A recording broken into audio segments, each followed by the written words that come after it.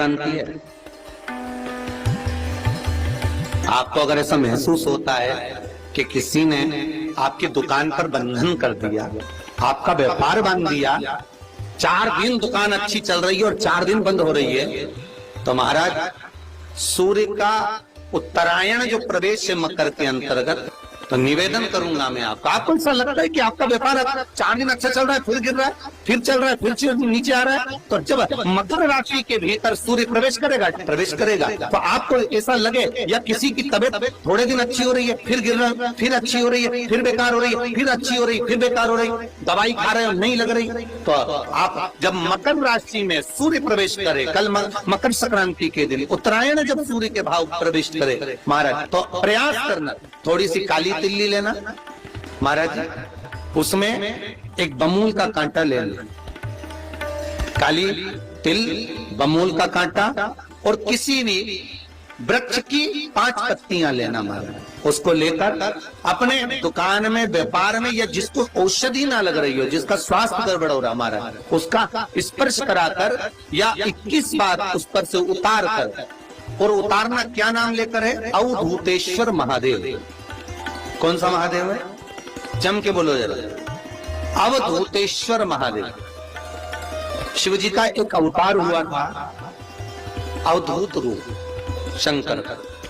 शंकर भगवान के उस क्रोध को, भगवान शिव के उस क्रोध को ब्रह्मा जी ने घोड़े का रूप दे दिया था और घोड़े को समुद्र में डाल दिया था।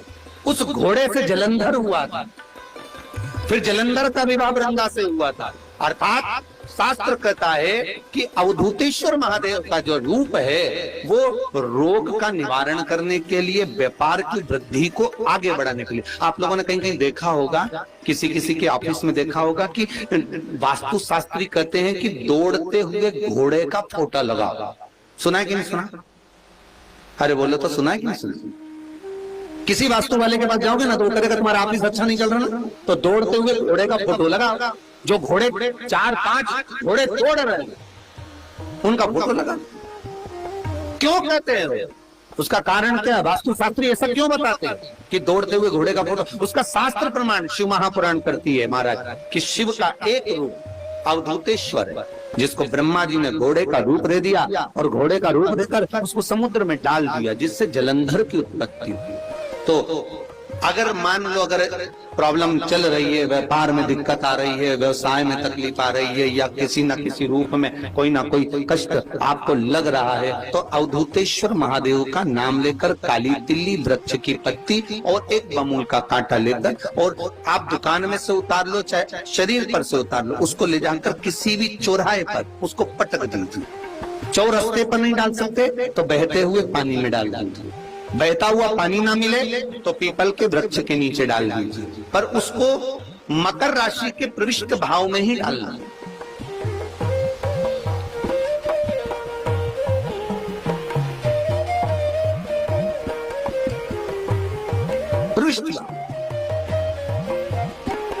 हमारे हिंदू धर्म में जितने भी त्योहार आते हैं ना, ये त्योहार कोई साधारण नहीं होते। हमारे हिंदू धर्म में जितने भी त्योहार हैं, ये कुछ ना कुछ हमें सुख का भान करा। एक भी त्योहार ऐसा नहीं है हिंदू धर्म का जो कि खाली जाए, बस हम उससे दूर रहते हैं, हमें आता नहीं है। बस एक साधारण भाव में हमने त्योहार मना लिया, पर उसका महत्व हम समझे, उसको जाने कि उसकी महत्वता। कल का जो सूर्य अर्घ होता है ना,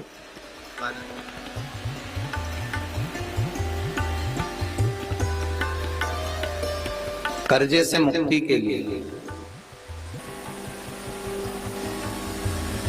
कर्जा अगर थोड़ा भी है और थोड़ी भी मात्रा का अगर कर्जा, तो उस कर्जे को चुकाने का प्रयास करें। और अगर नहीं चूक रहा तो कल सूर्य जब मकर में उत्तरायण भाव में प्रवेश कर रहा है, तो 1 लोटा पानी कलश मारा, उसमें जल भर लीजिए और जल भरकर उसमें 7 दाने चने की दाल के डाल दीजिए। 7 दाने चने की दाल के डालकर उसमें थोड़ा सा कुंकुम रौली थोड़ी सी इसमें डाल लीजिए।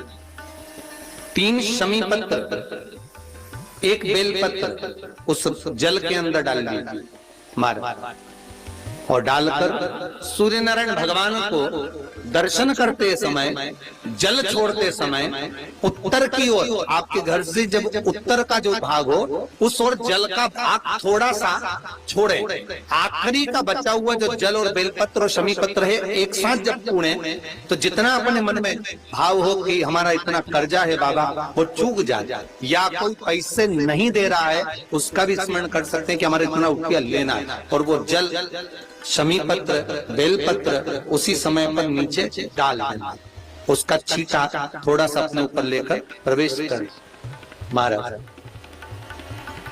ज्यादा से ज्यादा 5 महीने 6 महीने कहीं ना कहीं बाबा इससे कृपा कर देता है, कोई सहयोग, कोई धन, कोई संपदा, कोई व्यापार ऐसा बना देता है कि पैसा हाथ में आता है और कर्जा चूक जाता है। ये बाबा ही। और एक बात का याद रखना, हमें किसी से लेकर नहीं देना कर्जा, भगवान से ये निवेदन करना है हमको कि बाबा हमको ऐसा व्यापार दे, ऐसा धन हमारा खुद का दे जिससे हम अपने पैसे से कर्जा चुका। मालूम पड़े इधर से लिया इधर दे दिया, इधर से लिया इधर दे दिया, राधे हमने इधर से लिया इधर दे दिया, इधर से लिया इधर दे दिया, तो उससे कर्जे का कोई चुकने का क्रम नहीं आता महाराज, उससे और कर्जा हो पर चुकेगा।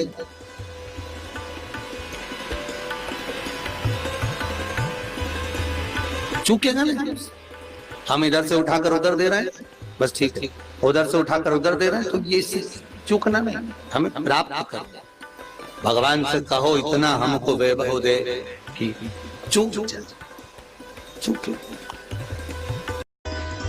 एक निवेदन कहें आपसे, जिसका परिवार टूट रहा हो, भाई भाई में झगड़ा हो रहा हो, आपस में प्रेम खत्म हो रहा हो, जहां पर देवरानी जेठानी आपस में झगड़ रही हो, भाई भाई झगड़ रहा हो, प्रॉपर्टी के लिए, धन के लिए, दौलत के लिए, संपदा के लिए, कोई किसी का मुंह फुला, कोई किसी की मुख फुला हुआ है। निवेदन है, कल मकर संक्रांति के अवसर पर 1 लोटे पानी में काली तिल डालकर और उसमें हल्दी मिलाकर शंकर भगवान को समर्पित करना, और किसका नाम लेकर? जिनसे विवाद हो रहा है, जिनको आप अपना बनाना चाहते हैं, जिनसे प्रेम बढ़े, आपस में स्नेह बढ़े, घर नहीं टूटे। मेरा तो निवेदन है, सास बहू के लिए चढ़ा दे, बहू सास के लिए चढ़ा दे, प्रेम बना रहा है, टूटे नहीं, इससे नहीं।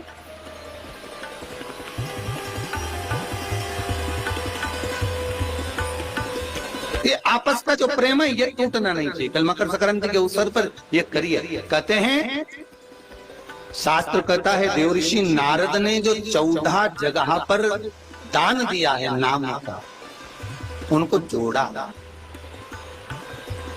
दान करने का मतलब क्या होता है? जुड़ना। आप अगर दान दे रहे हो, कोई अन्न का दान दे रहा है, कोई किसी चीज का, कोई वस्त्र का, कोई किसका, जो भी तुम लोग 14 दान देते हो, वो जो दान देते हो जोड़ने, जोड़ा।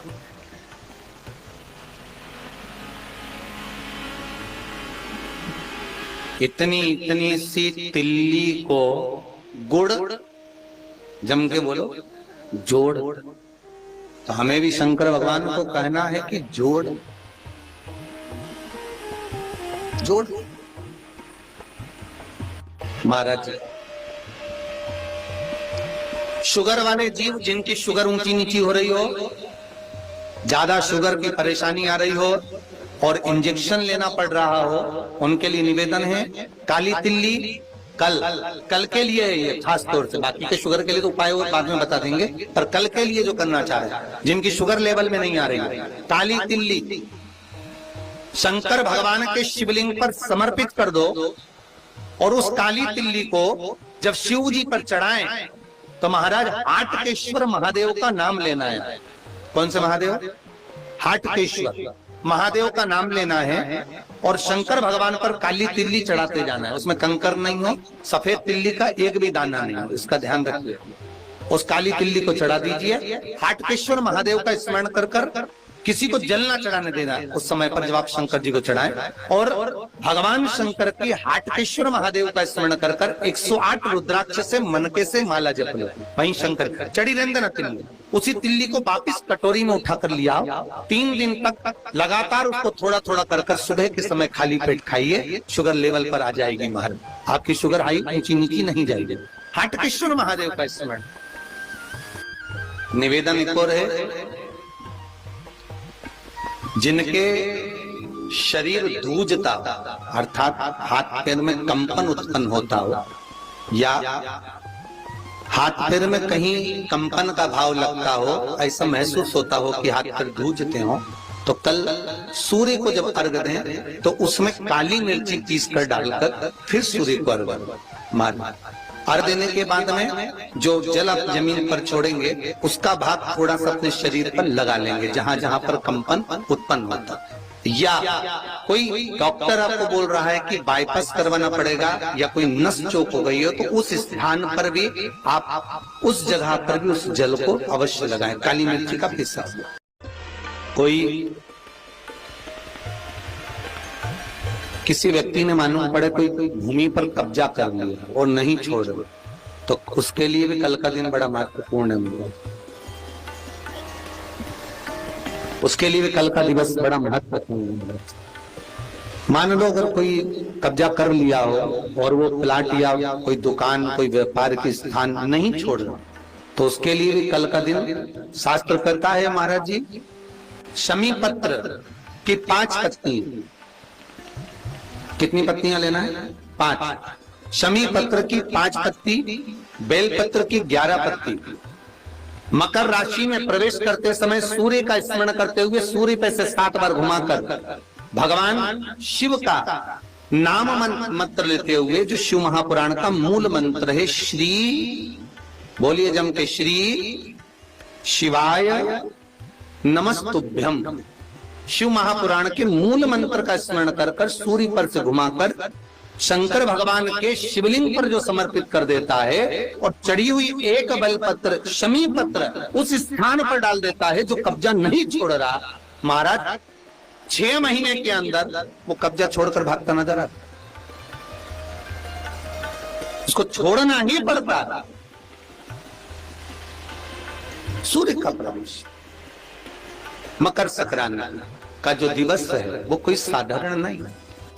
मकर संक्रांति है जिस समय पर कल सूर्य उत्तरायण आ जाए और पहले दिन उत्तरायण के दिन ही जब संध्या का समय होता है, शाम का समय होता है महाराज, संध्या का जो समय होता है शाम का, अगर कोई बच्चा पलंग पर बाथरूम करता हो, गंदगी करता हो, सारी औषधि कर ली, दवाई कर ली, और या बच्चा रात्रि को उठकर चिड़चिड़ करता हो या रोता हो रात भर महाराज, उसके लिए, या माता के स्तनों में बच्चे को पिलाने के लिए दूध ना आता हो उसके लिए, या बच्चा रुदन करता हो या बच्चा गंदगी करता हो उसके लिए, कल शाम के समय पर प्रथम दिन में जब भगवान उत्तरायण आ रहे हैं मकर राशि के अंतर्गत, तो शाम के समय पर मकर संक्रांति के दिन गुड़ को पानी में मिलाकर शिवजी पर लेपन कर दो, उसी हाथ को बच्चे को मंदिर के बाहर चटा दो महाराज, फिर वो पलंग पर कभी गंदगी नहीं करेगा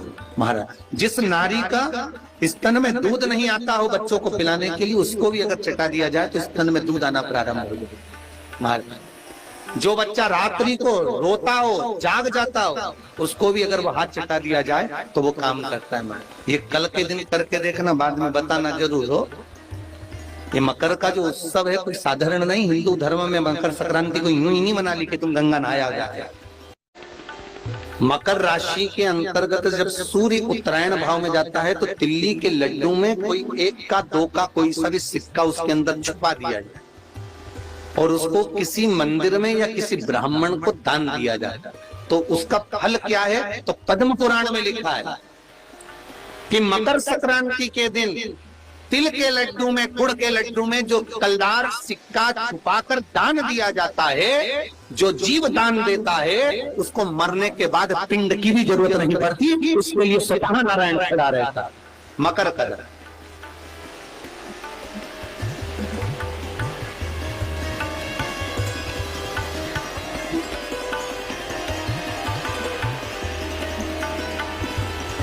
पर सिक्का भरना थोड़ा सा बड़ा वाला है, 1 का कलदार, नहीं तो चवन्नी का भर दो तो बेचारा गले में अटक जा।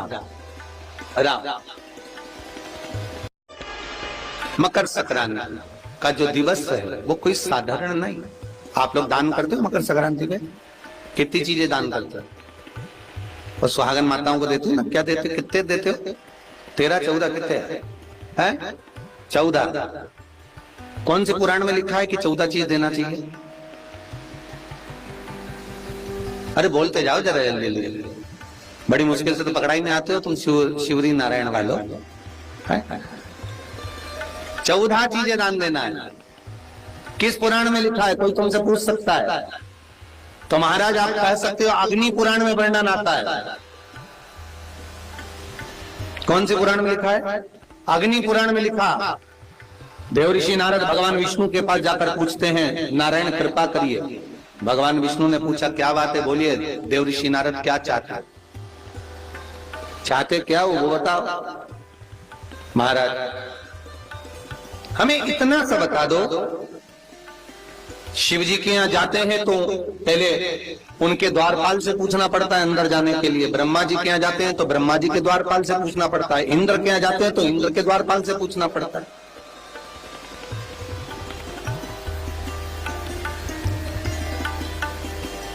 हम जितनी भी जगह जाते हैं तो कोई ना कोई द्वारपाल से हमें पूछना पड़ता है अंदर जाने के लिए।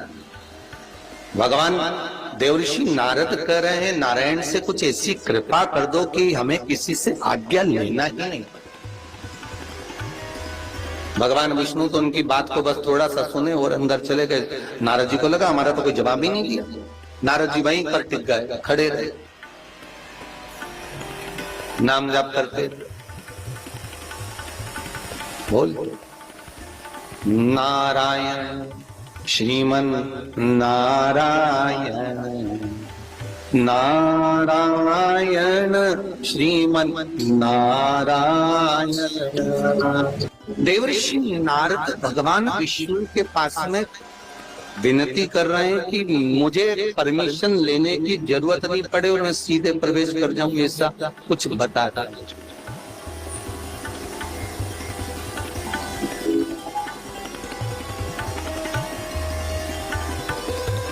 कुछ ऐसा मेरे जीवन में ऐसा बता दो ना कि मुझे परमिशन की जरूरत ही नहीं, मैं सीधे प्रवेश कर, सीधे प्रवेश।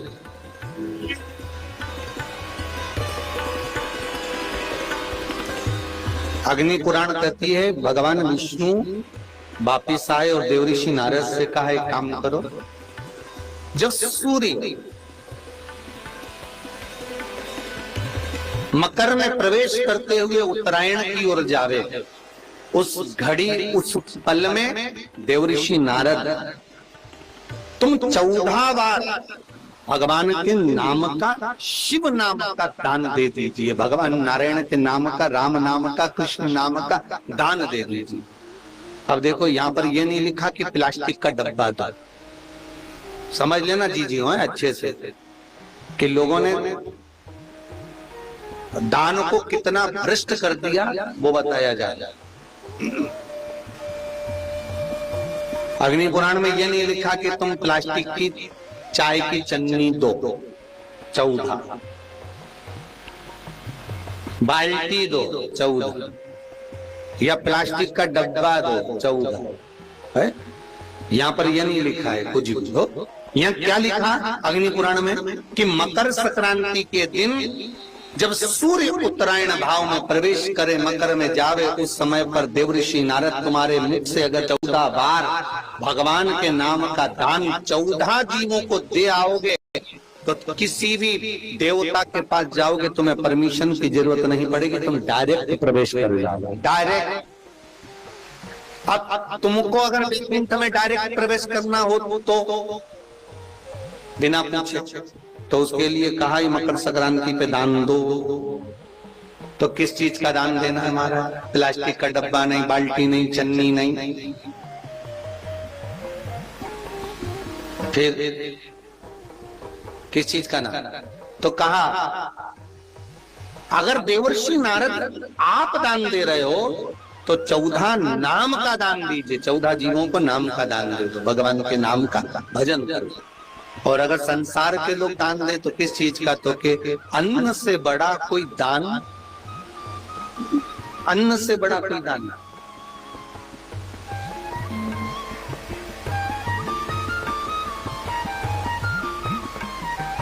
हमारे यहाँ पर हमारी अम्मा कहती है सीहोर में कि बेटा शुरू से सिखाया कि 14 कटोरी में खिचड़ी भर लेते थे और उसमें रख देती लड्डू,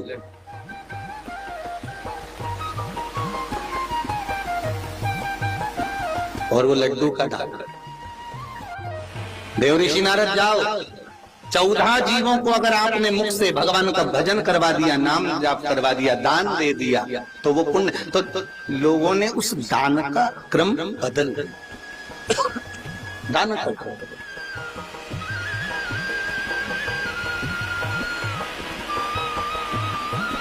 आपका क्या विचार है? 14 डब्बे बांटना है कि दान करना? अरे बोलो तो।